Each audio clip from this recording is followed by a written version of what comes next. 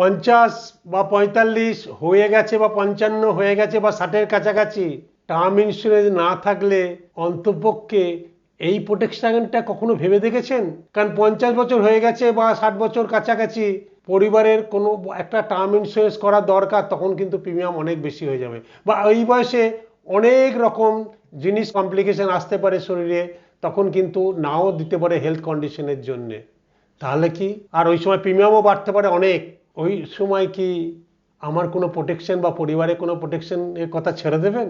আজ অন্তত একটা রিস্ক নিয়ে ভাবুন, পার্সোনাল অ্যাক্সিডেন্ট কভার। একটা কথা খুব পরিষ্কার, পার্সোনাল অ্যাক্সিডেন্ট টার্ম ইন্স্যুরেন্স এবং রিপ্লেসমেন্ট নয়। টার্ম ইন্স্যুরেন্স সাধারণত লাইফ কভারের জন্য, আর পার্সোনাল অ্যাক্সিডেন্ট কভার করে অ্যাক্সিডেন্ট রিলেটেড রিস্কের ক্ষেত্রে পলিসির টার্মস অনুযায়ী। কারণ অ্যাক্সিডেন্ট শুধু ডেথ ঘটায় না, অ্যাক্সিডেন্টের পরে যদি একজন মানুষ পার্মানেন্ট ডিসএবিলিটির কারণে আর আগের মতো কাজ করতে না পারে, তখন পরিবারের ইনকাম কি হবে? হোম লোন কে দেবে? সংসারের খরচ কে বইবে? সন্তানের পড়াশোনার কি হবে?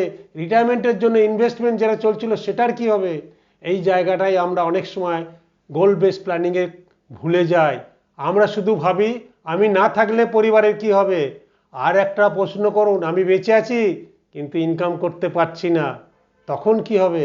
তখন পরিবারের কি হবে? 50 মানেই প্রোটেকশনের দরজা বন্ধ নয়। আপনার হেলথ ইন্স্যুরেন্স, আপনার এক্সিস্টিং লাইফ কভার দেখুন, টার্ম ইন্স্যুরেন্স ফিজিবল হলে তবেই ইভ্যালুয়েট করুন। তার সঙ্গে পার্সোনাল অ্যাক্সিডেন্ট, বিশেষ করে accidental death and disability protection review করুন। কারণ এগুলো গোল বেস প্ল্যানিংয়ে শুধু আপনার ওয়েলথ ক্রিয়েট করা নয়, ওয়েলথ তৈরির জার্নিটাকেও প্রোটেক্ট করা। তাই এগুলো জানতে হলে, বুঝতে হলে প্রতি শুক্রবার আমরা সন্ধ্যে 7টার সময় ফেসবুক লাইভ করছি, আপনি জয়েন করতে পারেন। আর যদি আপনার দরকার হয় গোল বেস প্ল্যানিংয়ের জন্য, তাহলে আমাদের হোয়াটসঅ্যাপ নাম্বারে লিখুন গোল, আমাদের অফিস থেকে আপনার সঙ্গে যোগাযোগ করবে।